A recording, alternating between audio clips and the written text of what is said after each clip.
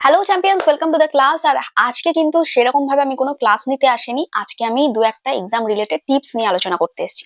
তোমরা জানো যে কালকেই মানে আগামী কালই কিন্তু আমাদের এক্সাম রয়েছে এবং এই এক্সামের জন্য আমি জানি তোমরা প্রত্যেকে ভীষণভাবে প্রিপেয়ার। এবং এই যে 1 ঘন্টা হতে চলেছে এক্সামের, যে 1 ঘন্টা, এই 1 ঘন্টা কিন্তু আমাদের বেস্ট দিতে হবে, রাইট? তোমরা কিন্তু ধরেই নিচ্ছ যে 1 ঘন্টা, বাট মাথায় রাখো আমরা 50 মিনিটস হাতে পাবো।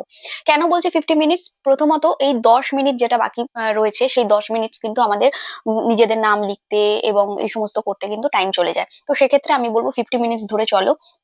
এবং এই 50 মিনিটস এর মধ্যে নিজের বেস্টটা কিন্তু দিতে হবে। মেন এক্সাম কিন্তু এখানে তুমি কতটা কমপ্লিট করতে পারছো সেটার উপরে। ফার্স্ট অফ অল আমি তোমাদেরকে বলবো একদম ভয় পাবে না, একদম মাথা ঠান্ডা করে যাবে এক্সাম দিতে।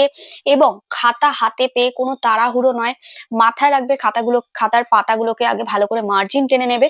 এবং হ্যান্ড রাইটিংটা যেন খুব সুন্দর হয়, এবং এটাও মাথায় রাখো যে হ্যান্ড রাইটিং ভালো কিন্তু ভেতরে কিছু লিখলাম না, সেটা করলে কিন্তু হবে না। হ্যান্ড রাইটিং ভালো হতে হবে এবং ভেতরে বেশি কাটাকুটি করবে না। যদি কাটার হয় তাহলে একেবারে কাটবে, আর যদি মনে হয় অনেকটা কেটে ফেলেছো তাহলে একেবারে কেটে আবার নতুন করে স্টার্ট করবে।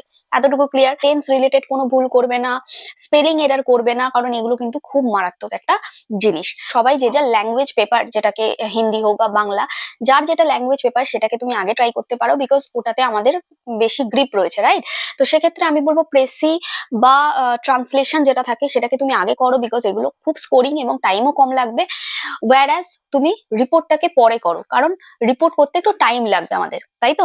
এবার ধরো দেখা যাচ্ছে যে 5 মিনিট হাতে রয়েছে কিন্তু সেখানে আমার রিপোর্টটা কমপ্লিট হয়নি, লেখা হয়নি। তো আমি বলবো যেটুকু তুমি মাথায় ভেবেছো সেটাকে তুমি 3টে প্যারাগ্রাফে লিখে আসো। আমি বলতে এটাই চাইছি যে তুমি লেখাটাকে কমপ্লিট করে আসো, যাতে এক্সামিনার এটা বুঝতে পারে যে তুমি কমপ্লিট করতে পেরেছো, খাতাটা completed. Okay, I think clear করতে পারলাম। এরকমই কিছু টিপস এক্সামে হেল্পফুল হতে চলেছে এবং তোমাদের এক্সামটা ভীষণ ভালো হোক এটাই চাই। অবশ্যই পরীক্ষা দিয়ে জানিও তোমাদের এক্সাম কেমন হলো। দেখা হচ্ছে পরের ক্লাসে। কালকের জন্য সকলকে অল দ্য ভেরি বেস্ট।